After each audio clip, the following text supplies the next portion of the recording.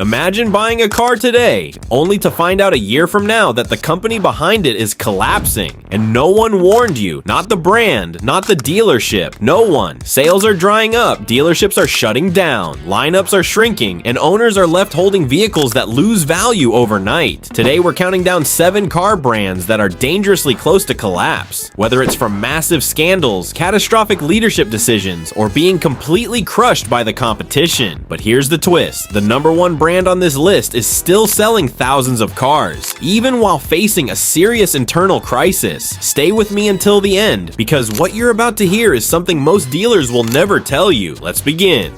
Number 7. Fiat. Let's start with a brand that once defined fun, affordable European driving, a badge that stood for personality, charm, and small city cars full of character. Coming in at number 7 is Fiat. There was a time when Fiat dominated urban streets across Europe and had a recognizable identity worldwide. Models like the 500 weren't just transportation, they were lifestyle statements. Small, stylish, efficient, and accessible. But today, Fiat is struggling to justify its place in a market that has completely shifted. In many regions, the lineup has become painfully thin. Fewer models, limited variety, and in some markets, almost no presence at all. While competitors expanded into crossovers, hybrids, and performance-oriented compact SUVs, Fiat remained heavily tied to small, budget-focused cars, a segment that has been shrinking year after year. And that's the core issue, relevance. Modern buyers want versatility. They want crossovers, tech-loaded interiors, hybrid options, and strong resale value. Fiat, meanwhile, has often relied on aging platforms and niche appeal rather than innovation at scale. Dealer networks in certain regions have also contracted, making ownership feel uncertain. When buyers aren't confident about long-term service support or product continuity, hesitation sets in, and hesitation kills demand. Then comes depreciation. When a brand's future looks unclear, resale values drop fast. Vehicles become harder to move on the used market. Leasing becomes less attractive, and suddenly, what looked like an affordable purchase turns into a costly decision long-term. For many consumers today, Fiat isn't a strategic choice. It's an emotional or budget-driven one. It's often bought because it's cheap, not because it's the smartest investment. And in an industry where brand confidence is everything, that's a dangerous position to be in. If Fiat can't reinvent itself for a crossover and tech-driven era, it risks becoming increasingly irrelevant outside of a few loyal markets. And if you think losing relevance is bad, the next brand on this list shows what happens when a luxury automaker fails to convince buyers it truly belongs at the top.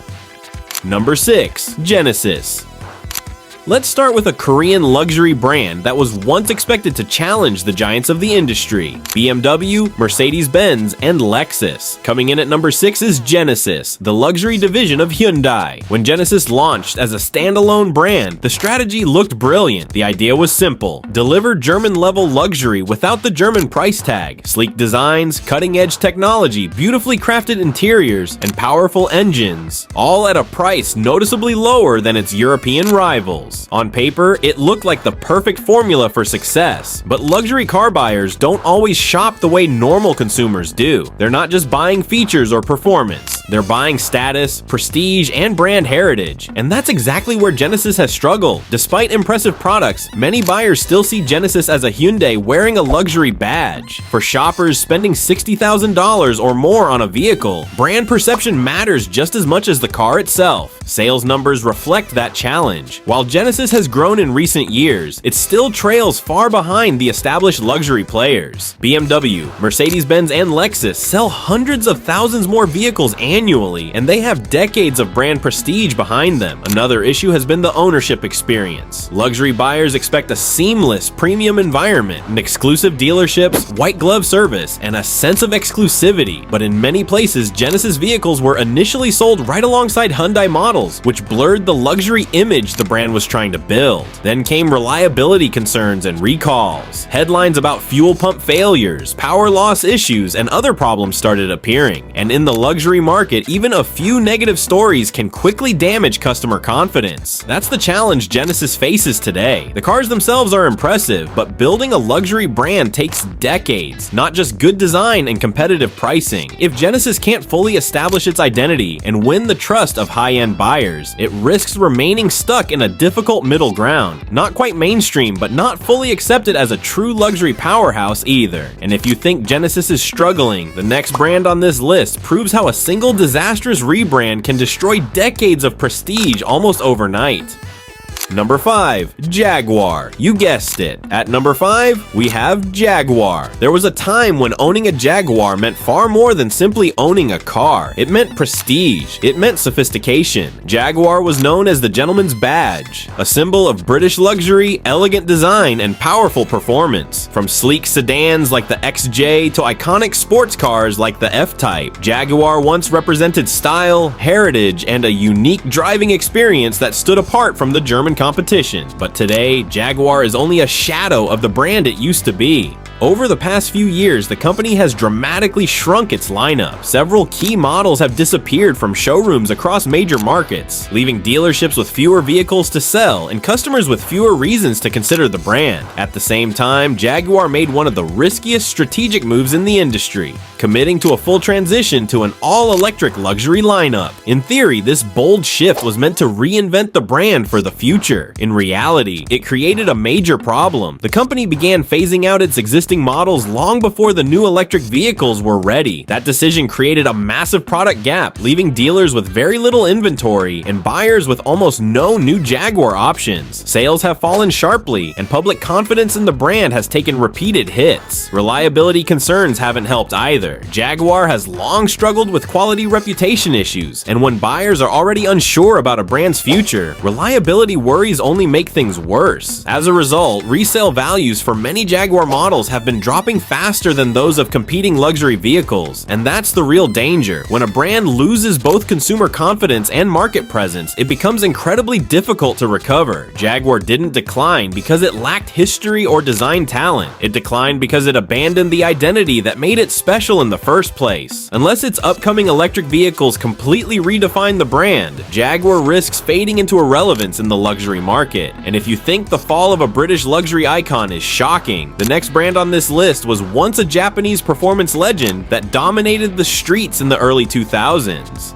Number 4. Mitsubishi. There was a time when Mitsubishi meant something very different from what it means today. This was the brand of rally legends, tough SUVs, and affordable performance cars that built a real connection with drivers. Names like the Lancer Evolution, Eclipse, and Montero were symbols of excitement, capability, and personality. In the early 2000s, Mitsubishi had real momentum in the American market, and it looked like a brand with a serious future. But that version of Mitsubishi has been fading for a long time. Back in 2002, Mitsubishi sold nearly 345,000 vehicles in the United States. A little over 2 decades later, those numbers had fallen sharply. The lineup is much thinner, the excitement is gone, and the brand that once stood out now feels like an afterthought in a market packed with stronger rivals. What remains is mostly a small collection of SUVs and crossovers competing in one of the toughest segments in the industry, and declining sales are only part of the problem. Mitsubishi has also spent years trying to recover from serious damage to its reputation. The company was hit by major scandals, including hiding defects and later falsifying fuel economy data on hundreds of thousands of vehicles. Those scandals badly damaged public trust and left a stain on the brand that never fully disappeared. Even ownership has not been trouble-free. Mitsubishi still has a reputation in some circles for decent reliability, but many owners have reported problems with CVT transmissions, electrical systems, suspension components, and engine stalling. And when a brand already looks lost, every issue hits even harder. The situation became so serious that Nissan stepped in and took a controlling stake just to keep Mitsubishi stable. That alone tells you how far the company had fallen. Today, Mitsubishi feels like a brand stuck between its past and an uncertain future. The legacy is still there, but the confidence is gone. It is no longer the bold, exciting name it once was. And unless something changes in a big way, Mitsubishi risks becoming less relevant with every passing year.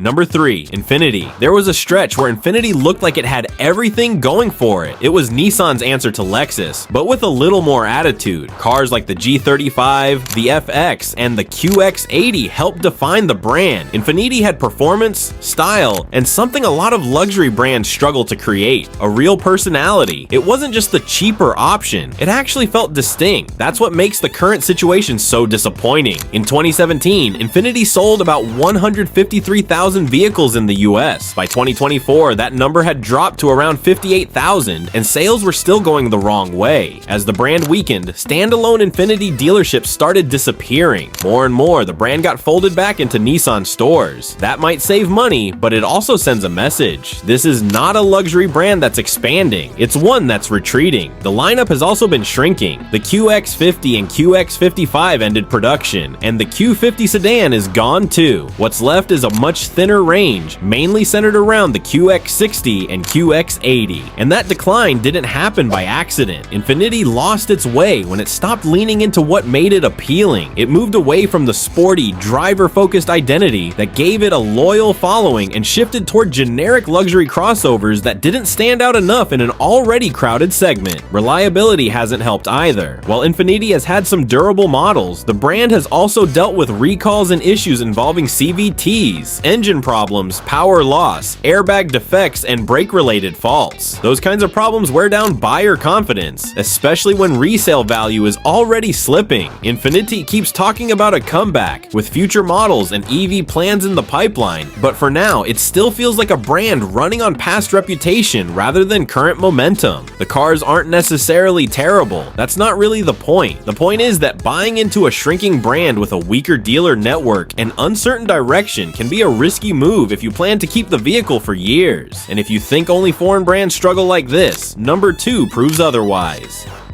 Number 2, Chrysler. There was a time when Chrysler actually meant something in America. This wasn't just another badge sitting on a dealer lot. It was a brand families trusted, a company that played a real role in shaping the American auto industry. Chrysler helped bring the Hemi-Fire 8 to the road, and it helped pioneer the minivan, a vehicle that changed family transportation forever. For a lot of people, Chrysler was part of growing up. Somebody in the family had one. You saw them everywhere. The brand had weight, it had history, but today, that version of Chrysler feels like a memory. Back in 2005, Chrysler sold more than 640,000 vehicles in the United States. By 2024, that number had dropped to under 125,000. That is a huge fall, and what makes it even worse is that there's very little in the current lineup to stop that decline. The Chrysler 300, which was probably the last car that gave the brand any real identity, was discontinued in 2023. The Voyager has spent most of its life as a fleet vehicle, and even with its return, it doesn't exactly feel like a comeback story. That leaves the Pacifica doing almost all the heavy lifting. Now, to be fair, the Pacifica still has some strengths, but the competition is brutal. The Toyota Sienna, Honda Odyssey, and Kia Carnival all give buyers strong alternatives, with better value in some areas, better technology in others, and a much clearer sense of direction. Then there was the Airflow EV, which looked like Chrysler's chance to finally reinvent itself. For a moment, it felt like maybe the brand had a future, but the project got canceled, and with it went one of the few real signs of life Chrysler had. And that's really the biggest problem here. Nobody seems totally sure what Chrysler is supposed to be anymore. When a brand gets to that point, buyers start asking hard questions. What happens to resale value? What about long-term support? What about parts, service, and the future of the brand itself? So yes, Chrysler is still here, but compared to what it once was, it feels less like a surviving icon and more like a brand slowly fading into irrelevance. Number 1. Nissan. For decades, Nissan was one of the most important names in the auto world. It built a reputation on engineering, innovation, strong value, and in many cases, real durability. This is the company behind icons like the GTR, Armada, Altima, and Frontier. Nissan wasn't some fringe player. It was a global heavyweight. That's exactly why its current situation is so shocking. In the US alone, Nissan sold more than 865,000 vehicles in 2024. Those numbers make the brand look healthy, but inside the company, things have been far more unstable. The Maxima was discontinued. The Altima has also faced questions about its future. Globally, Nissan's financial picture has taken major hits, with profits collapsing and the company under pressure to cut costs fast. Worldwide sales have fallen sharply from what they were years ago. In response, Nissan has laid off workers, reduced production, and taken serious steps to stabilize the business. That's already concerning, but what really makes this stand out is how much uncertainty there is about the company's direction. Nissan was once seen as a serious player in innovation. Now its future strategy, especially in EVs, feels far less convincing than it should.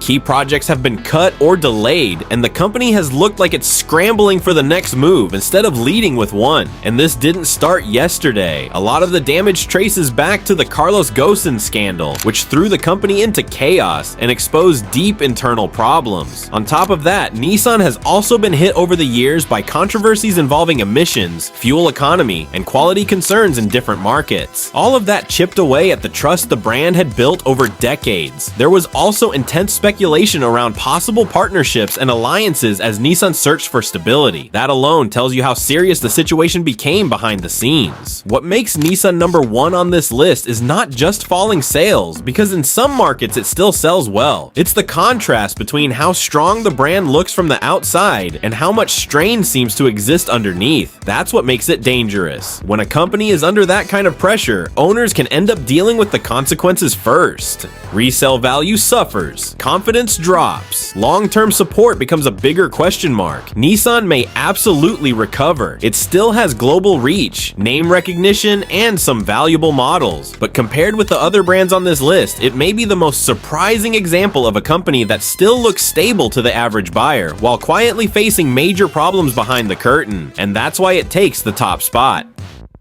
At the end of the day, buying a car isn't just about how it looks or how it drives today. You also have to think about where the brand will be in 5 years, because the wrong choice can turn into a financial headache faster than most people expect. Now I want to hear from you. Which brand on this list shocked you the most? And have you owned a car from any of them? Drop your thoughts in the comments. And if you enjoyed the video, don't forget to like and subscribe. I'll see you in the next one.